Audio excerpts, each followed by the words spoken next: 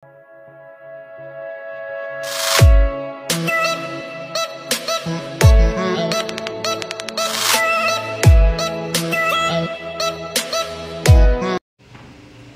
guys, good day everyone. Welcome to my YouTube channel and welcome back to my vlog, okay? So guys, at this same time, andito po kami ngayon sa Bari, Candaba, Pampanga. Meron po kami guys dito nga ginagawa nga isang two-door refrigerator. Mahinang lumamig ang ilalim. Bakit kaya? Ayan. So guys, at the same time, nakita na po natin yung kanyang problema, no? So usually guys, ito po yung refrigerator, no? Usually ang kanyang ito po ay isang non-inverter refrigerator guys. Ito po yung kanyang loob ng refrigerator, freeze type, no? Hindi po siya frost free. So ang kanya pong problema guys, dito lang po siya nagyayelo. Hindi po siya nagpi-freeze sa baba. Kahit na anong konting lamig ay wala. Meaning, mayroon pong butas ang kanyang tubo. Aling tubo ang wala, ang may butas. Na-trace na po namin guys kung alin po sa dalawa, sa evaporator or condenser. So ang naging problema guys, yung condenser niya ang naging problema. Nabutas. Nagkaroon ng kalawang, nagkaroon ng leak. So unti-unting nawawala yung karga niya guys. So guys, ang ano po ang dapat natin gawin? Papatayin na po natin yung linyang pumasok sa loob dahil meron po naka-indicate na condenser ito sa kanyang body. Okay? So anong dapat natin gawin guys? Magdadagdag po tayo ng condenser sa likod. So, dodoblin natin yung condenser niya dahil pinatay na po natin yung condenser dito sa loob. So, ang kanya po tatak guys ay Honduras, no? Two-door Honduras refrigerator. Okay, dito po guys. Ito na po guys yung kanyang condenser. Dati single condenser lang po siya guys ito. Single condenser lang siya. So, ngayon dinoble ko na. So, mas maganda, di ba yung sumusobra, huwag lang kumukulang kasi mas smooth kapag ang ating condenser ay hindi masyadong mainit. Mas maganda ang bigay ng kanyang lamig. So guys, ito na po siya. Abangan nyo po ang mga susunod na video. Okay? A few moments later. Okay guys, at dahil naikabit na po natin ang kanyang condenser, no? Ilalagay na po natin itong filter niya. Ito yung tinatawag na filter dryer to prevent trap moist and dirt. Okay? Ito po yung sumasala ng dumi sa kanyang mga piping, sa kanyang mga tubo. Okay? Take note.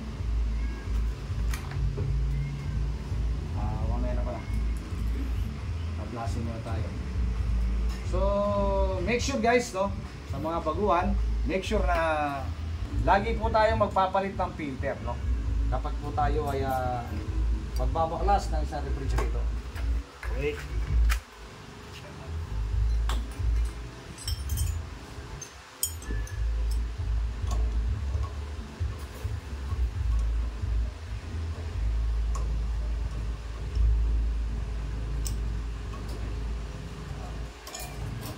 So before po natin i-flushing yan, ang gagawin po natin dito ay pa-flushing muna po din natin itong filter na bago. Baka mamaya, kahit bago yan, hindi po natin masasabi na walang dumi yan, no? So pabubugayin muna natin siya kahit mga 3 buga lang. Yan. After that, nakakabit na po natin dito yan para may flushing po natin yung kanyang evaporator, no? So make sure na every time na tayo po ay magbabaklas, kahit malinis ang tubo, ugaliin po natin mag-flushing, no? Para sigurado po na maganda ang lamig ng isang refrigerator na ginagawa ninyo.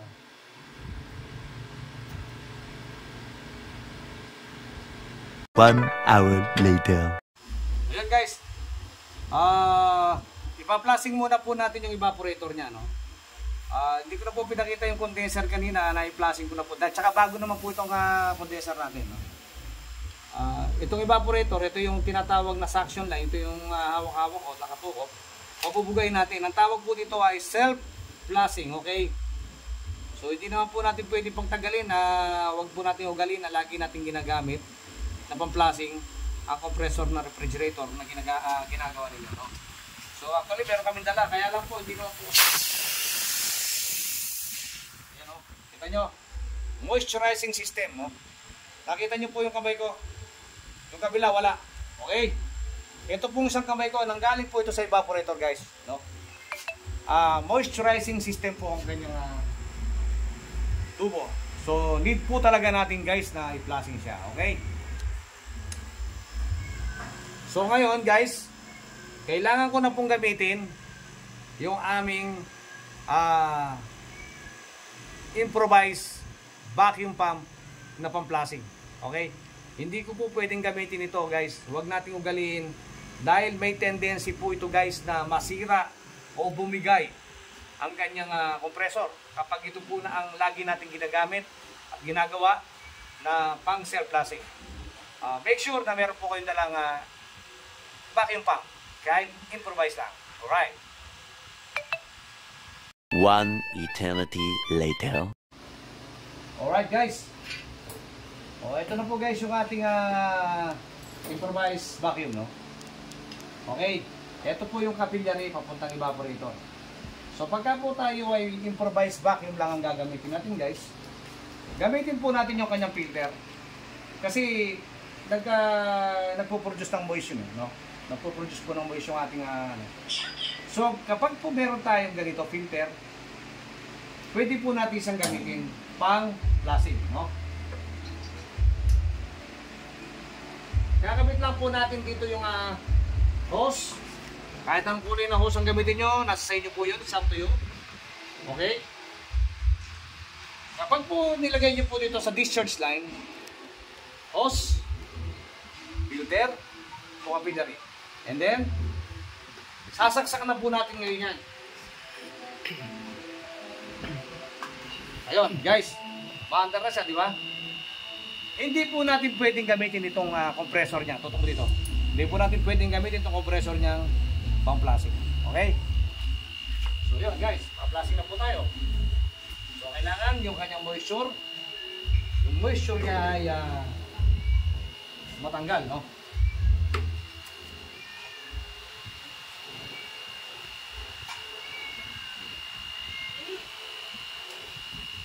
Para maganda po yung kanya damit.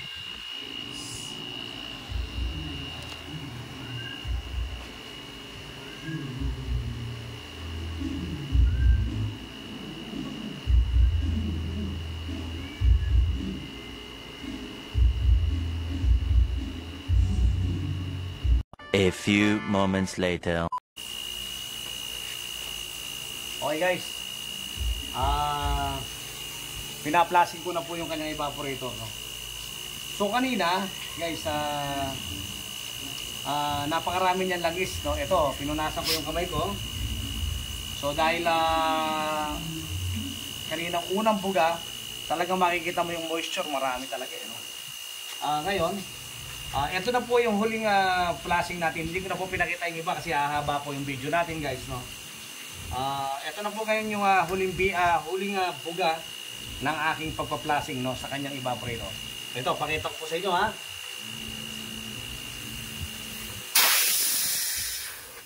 Wala na siyang moisture, guys, no. Pagka ganyan na lang po karami yung moisture, wala na pong ano yun, pwede na po nating tigilan, no. So normal na lang po sa ating piping na magkaroon siya na kahit konti lang na moisture. So ang mahalaga dito, guys, na ipalabas natin lahat yung kanyang moisture. Okay? Yung mga langis na sa loob. Kapag po ito, guys, ay malinis na malinis, makikita ninyo, guys, umuusok pa yung evaporator natin kapag ito po ay kinargahan na natin ng priyo. At siguraduhin nyo po, guys, na make sure na yung ating tubo ay fully vacuum. Okay? Para maganda po ang pasok ng ating So yun. So yun guys. Tapos na po tayo mag-flashing. Okay? 1 hour later. So yun guys. Tapos na po tayong nag-flashing, no? Okay. Idudugtong na po natin ngayon itong kanyang suction line. Gumawa po ako guys ng pandugtong natin na para hindi na po tayo mahirapan na dutdutin yung mga tubo. So gamit ang flaring tools at ang swedging pans.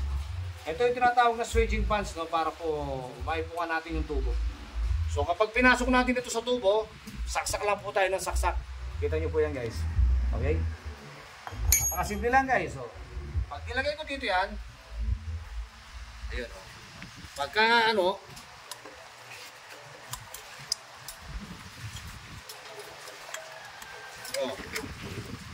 napakasimple guys, no? Parang walang nangyari. Yan. Okay.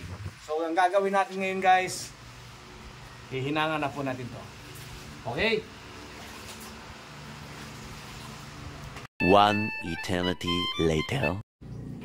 So make sure guys na meron kayong dalang kahit na anong klaseng pangsangga sa apoy. Yero. Yan, okay? Usually yero po ang ginagamit natin.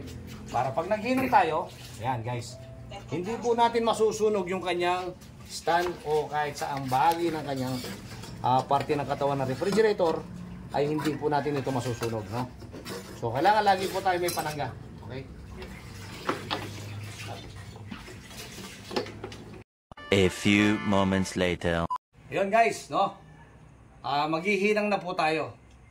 So gamit ang butane torch, no? Dati guys, ang ginagamit ko parang yung dating di gasolina ba na suplete ang tawag, no? Blowtorch. So dahil mas mabilis ngayon to, may mga ganito na po tayong kagamitan ngayon. Ito yung tinatawag na butane gas and butane torch. Mas madaling gamitin. Okay?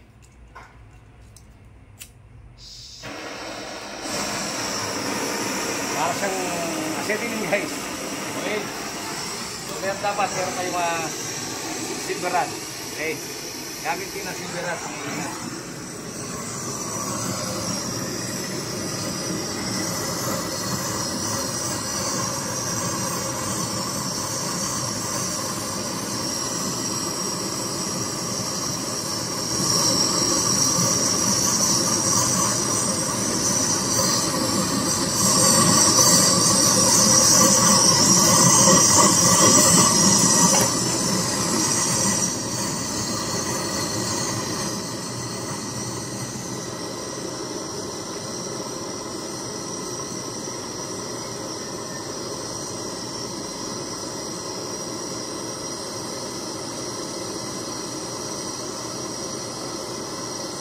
Huwag kang magalaw, huwag kang magalaw.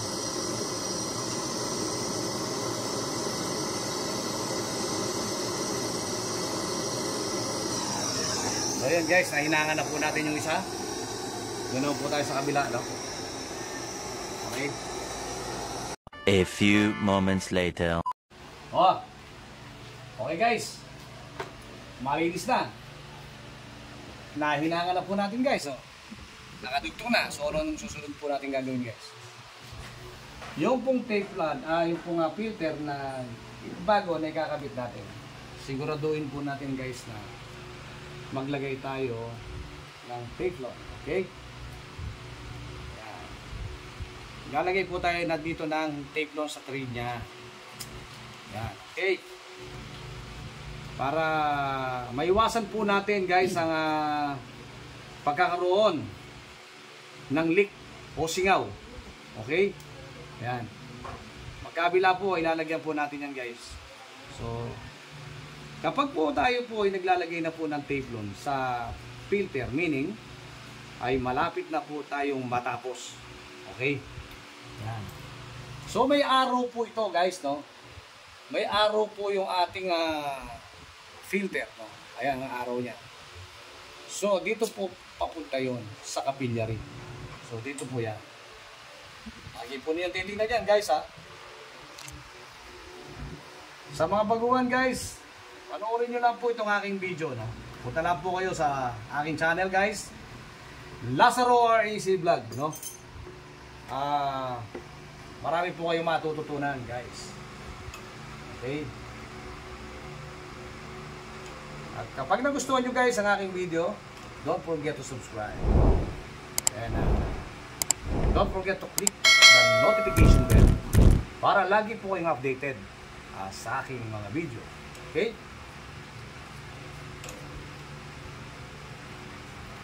Okay guys, nailagay ko na po ang kanyang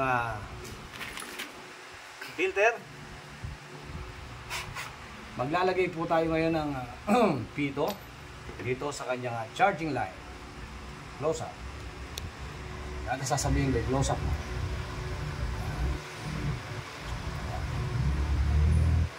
Yan. So gagamitin po natin ngayon yung ating gauge manifold. Yan.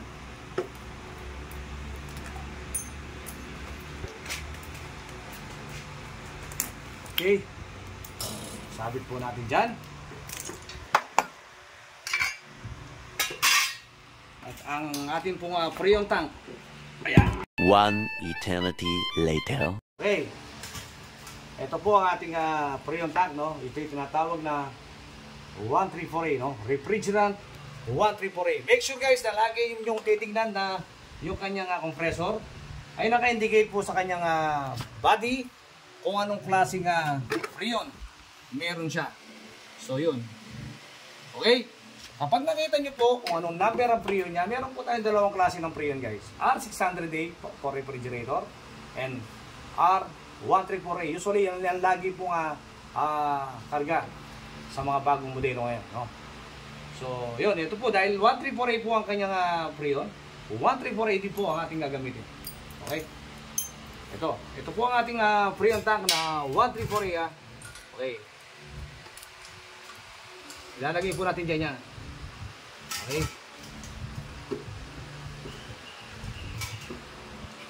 Ito po ang kanyang blue hose. Ilalagay po natin dito sa kanyang low side. Blue gauge. Right. So hindi na po tayo hindi ko na po ito gagamitan ng improvised vacuum pump dahil magpapasok po tayo ng floor refrigerant para matanggal po sa capillary niya sa small tubing yung kanyang freon floor refrigerant para malinis po natin yung kanyang tubo. Ang kanyang po ang trabaho po nito guys sa capillary ito po yung kumokontrol sa refrigerant papunta sa compressor para hindi siya nabibigla. Isa long length of small diameter tubing which control or regulate the flow refrigerant from flowing into the suction line and into the compressor. Yan po ang trabaho ng ating capillary. Okay? So ito pong blue hose low side, tututok po natin yan dito sa charging line. Okay?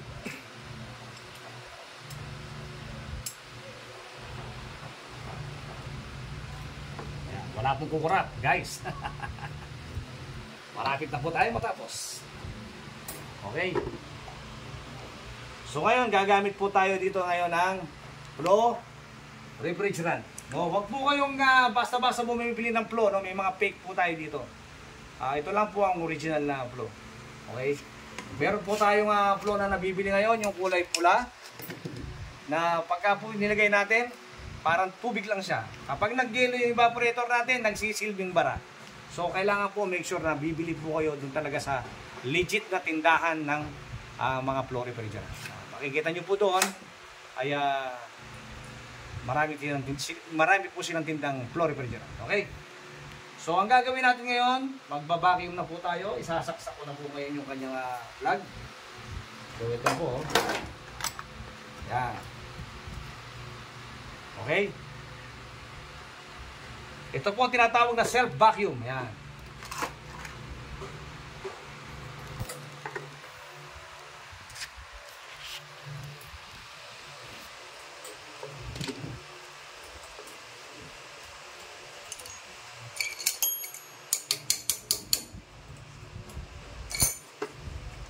So yun guys, dahil umaandar na po siya, okay, hindi na po tayo gumamit ng analog clamp tester kasi wala naman pong problema to.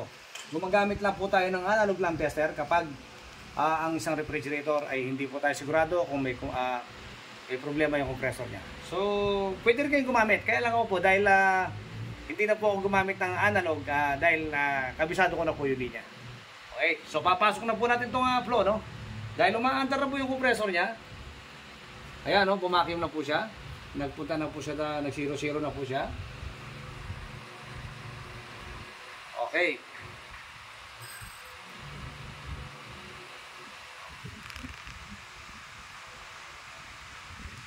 Ayan, no?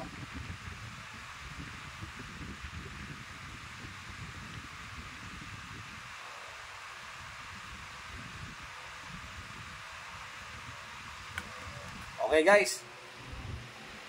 Saan ba naitapon ko? Okay. Ipapasok po natin na lahat yung isa na yon. Pero itatapon din natin yan. Kasi mamaya nga papapasukan, pag po pinasukan na natin ng preo niyan, bubuga na po ito. Guys. Tatapon din yon. Yun po ay kapag bumalik yung flow, ibig sabihin malinis na po yung kanyang kapilya.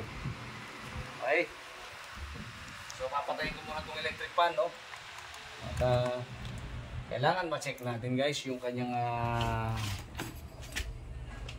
pressure sa loob. Yan.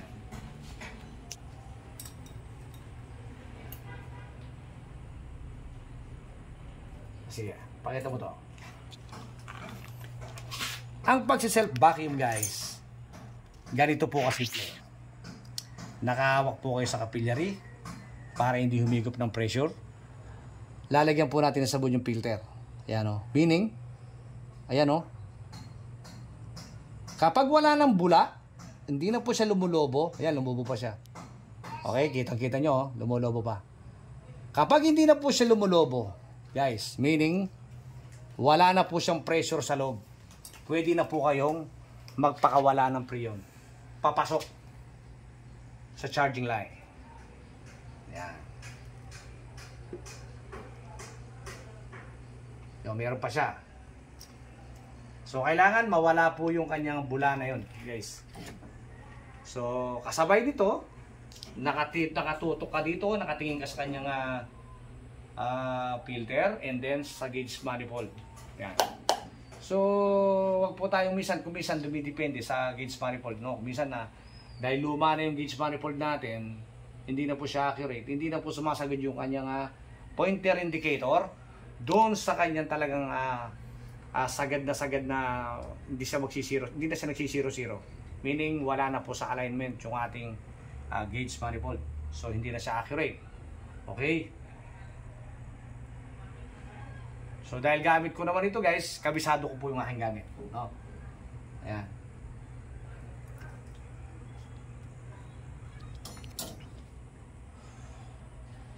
A few moments later. Oh, guys, tingnan nyo to ha. Okay.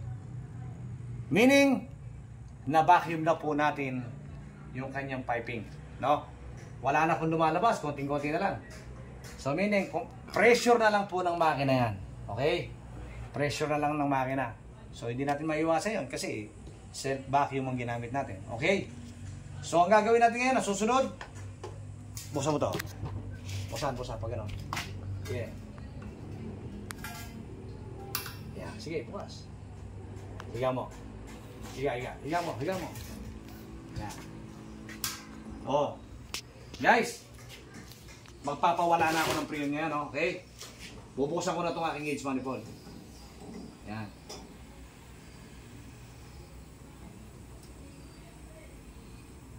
Yan. Ang pag-self vacuum guys, ayan, lumalabas na yung pressure dito. Ayan.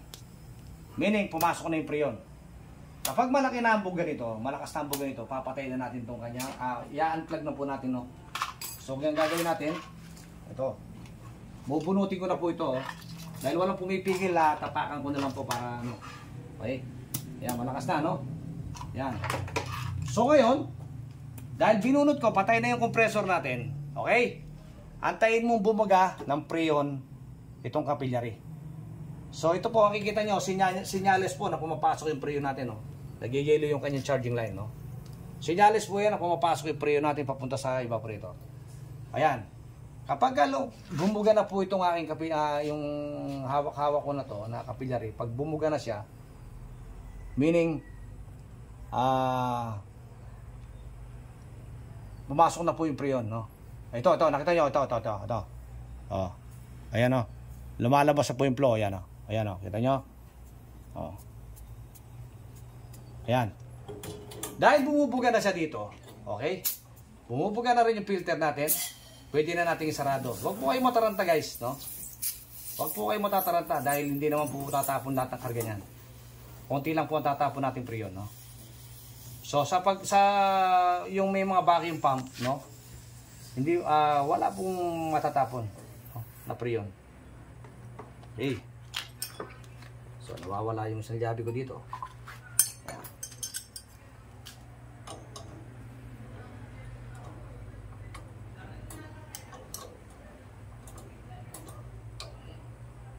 Ayan. Siguraduhin nyo po guys na mahigpit. At hindi naman po masyadong mahigpit, no? Kasi nasisibak po na, napuputol po yan, ay nababasag po yan, na nagka-crack po itong ating mga flare nut, no? Ayan.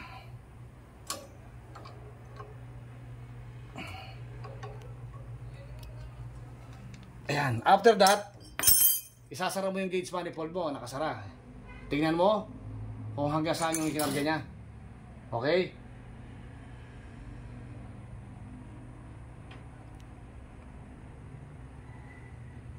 Okay. Patay yung makina. Nasa 30 PSI po siya, no? So, hindi po yan talagang karga niyan. Kasi kapag pinandar natin yung compressor, bababa yan. Mamaya, tuturo ko sa inyo ang saktong karga nito, guys, no? So, ngayon, malaya na po tayong mag-test leak, no? Yan, tetestlikin po natin ngayon yan. Titingnan natin kung may singaw ba yung ating fittings, no? 1 hour later. Ito na yung sabon na bar, no? Okay. Kapatay ko muna yung pan.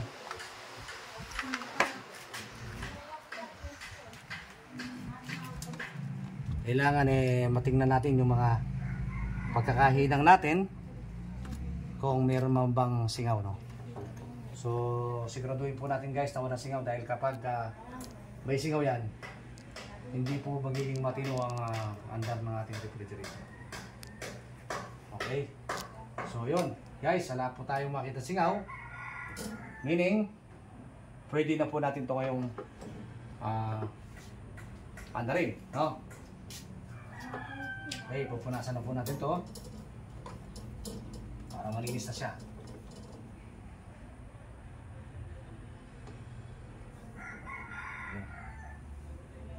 Okay. So, isasaksak na po natin guys. Tingnan nyo po yung gauge manifold natin, no? Okay. Ayan. Bumaba na yung gauge manifold natin, no? Okay. So, pagka wag nyo po nga ayaang magpunta sa green, no? Bumacuum yung ating pointer indicator. Kailangan, lagi nakasuporta po yung preon natin na papasok sa loob. Okay?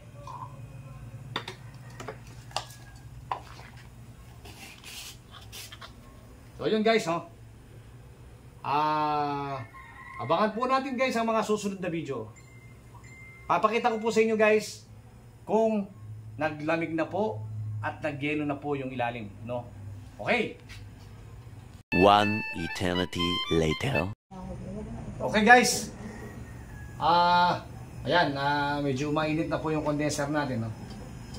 Shoutout nga po pala sa may-ari ng refrigerator na to, no? Kaya Madam Nelia Galang sa taga Barit, Candaba, Pampanga po siya. Okay, maraming salamat po mga Madam Nelia Galang sa inyo pong pagtitiwala sa Lazaro Refrigeration and Air Conditioning Services. Mabuhay po kayo and God bless you po, ma'am. 1 eternity later.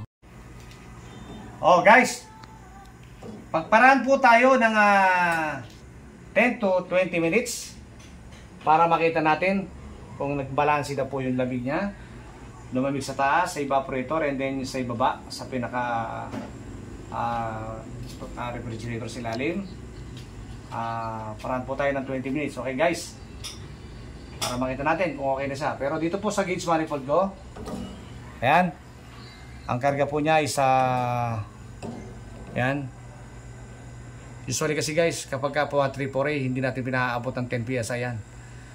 5 to 6 PSI. Kung umisan ay nasa 3 PSI lang po siya. Okay guys, abangan po natin ang mga susunod na video. A few moments later. Oh, okay na. Hindi lang 20 minutes, 30 minutes pa. So, medyo banayad na ang lamig na dito sa suction line guys. Meaning, okay na po at nag-back cross na siya. Meaning, kompleto na po yung karga niya. Tingnan natin ngayon sa loob guys. Kung okay na, okay. Dito tayo.